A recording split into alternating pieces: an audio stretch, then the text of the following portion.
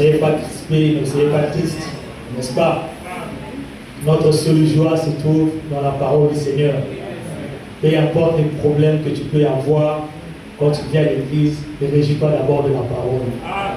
Parce que c'est cette attitude-là qui va produire les résultats quand tu vas quitter ici.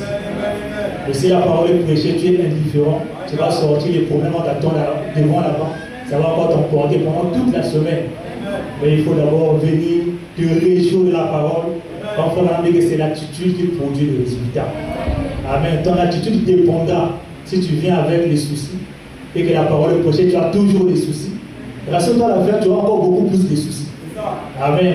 Mais si tu viens malgré les soucis, tu te réjouis de la parole, à la fin, Dieu fera quelque chose. Amen. Est-ce que vous le croyez? Alors nous ne venons pas à l'église comme étant une habitude, on ne s'habitue pas avec Dieu. Le jour que quelqu'un va s'habituer avec lui, ça sera à la fin. Tu ne vas plus voir le surnaturel agir dans ta vie. Pour voir le surnaturel, Dieu doit être inhabituel. Mais si tu t'habitues, comme je parle, de toutes les façons, on a déjà écouté la Bible, j'ai lu de la Genèse à l'Apocalypse. Les projets, il y en a tellement. Qu'est-ce qui va encore me dire de nouveau? Si tu t'habitues déjà à ça, tu viendras ici, tout ce que je vais dire, ça va passer dessus la tête. Mais si Dieu est le Dieu qui est inhabituel, si tu le crois par révélation, je dis que lorsqu'il va parler, même si j'ai déjà lu ce chapitre-là, mais un petit mot, une petite parole peut changer la situation. Alors Dieu, il est paradoxal.